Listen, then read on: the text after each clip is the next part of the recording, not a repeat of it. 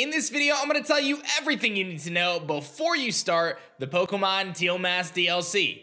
So let's dive in. All right, if you guys have not been living under a crustal, then you know the Teal Mask DLC drops this week, and we've got release windows and much more, so let's dive in on all the things you gotta do. And by the way, I will be streaming the Teal Mask DLC at twitch.tv/adrive, so I would love it if you tuned in. We'll have a lot of fun there. All right, first things first, Cerebi.net is reporting on the fact that the release time frame for Pokemon Scarlet and Violet Teal Mask has been revealed. It will be releasing in Japan in the morning of September 13th.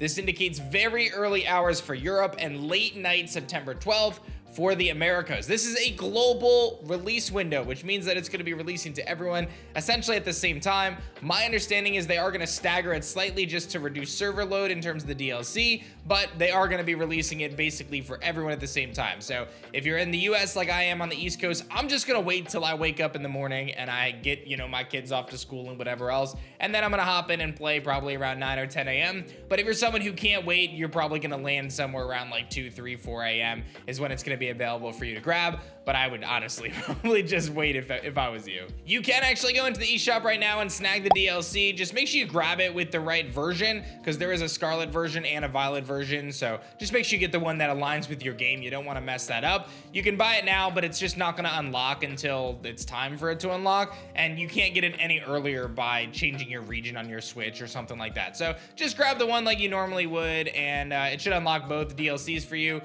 including the Teal Mask and Blueberry Academy for later, but for now you obviously just get the Teal Mask. We've got a really cool new shiny in the DLC, Diplin, so make sure you guys grab yourself a Shiny Applin beforehand, so you can grab Shiny Applin and then ultimately evolve it right away into Diplin. You can find Applin in a handful of different locations, including East Province Area 1, bunch of different spots throughout the map, but the key is you kind of have to bash yourself into the tree to knock those little Applin down.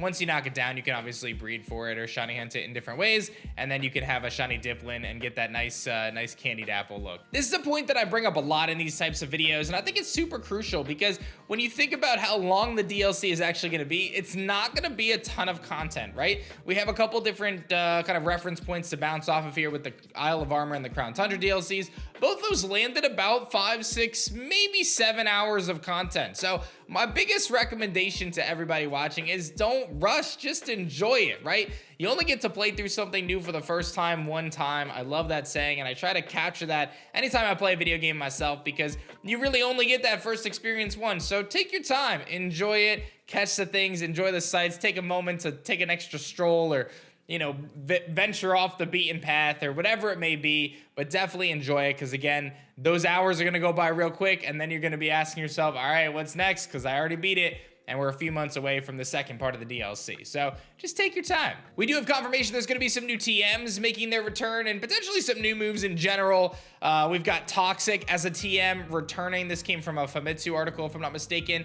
It's also been confirmed that some TMs of Grassy Glide, Burning Jealousy, Lash Out, and Poltergeist are coming back. There was a list going around of the Pokemon that were going to have these moves that was apparently leaked, but I'm not going to go through all of that, and it wasn't confirmed to be real at this point. But nonetheless, Toxic coming back and a bunch of other key moves like Grassy Glide. This is going to be a big deal, right? Like, this is going to shake up competitive. I see the Blueberry Academy, the second part of the Indigo Disc, being kind of the main competitive shakeup part for the DLCs. This one seems to be more story adventure driven in my opinion, but nonetheless, this edition of TMs, especially some old moves coming back, is going to really flip some things on its head. So keep an eye out for those, because those tech might make your Pokemon just a little bit stronger going into some of those battles. And speaking of being a little bit stronger, this is one of those things where I'm not expecting proper level scaling, and I don't think you should either. When they did the Isle of Armor DLC, they tried to level scale it to the wild area in Pokemon Sword and Shield, and it kind of worked out, but then you would find yourself facing off against like a level 55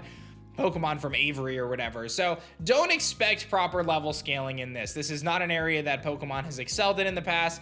I would not have that expectation that they're going to excel this time as well. So if your team's all level 100, just don't be surprised if you breeze through the DLC and there's actually no challenge at all. It may be worth your time to prepare a team of different levels, maybe something in the 50s or 60s or 70s or 80s or whatever. Maybe consider setting up a couple different boxes with Pokemon that you'd like to bring to the DLC that are of varying levels, just so if you want some sort of a challenge or you want to play through it a certain way, you kind of can set yourself that expectation.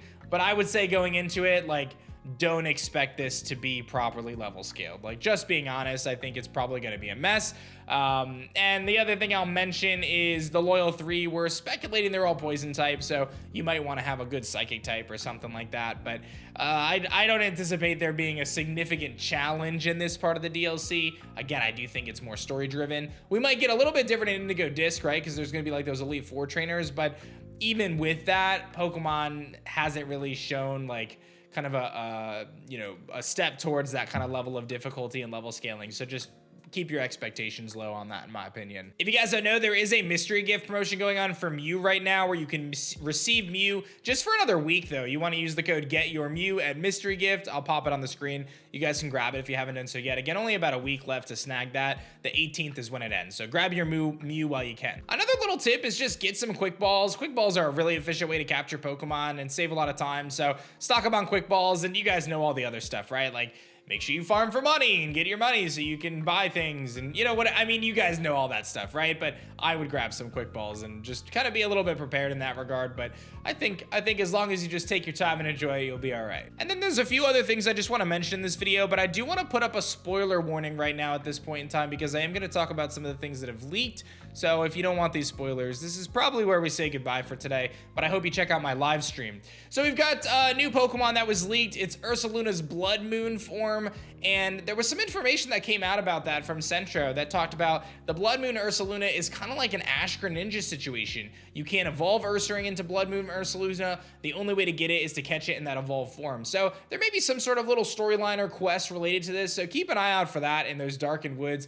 I'm very excited. This is probably the thing that has me the most excited for the DLC, is the Blood Moon Ursaluna. I think it looks really cool, but nonetheless, that was just a rumor, but nonetheless, you know, again, keep an eye out for it. And the other thing I'll mention is the Poltchageist, which we know as a new Pokemon.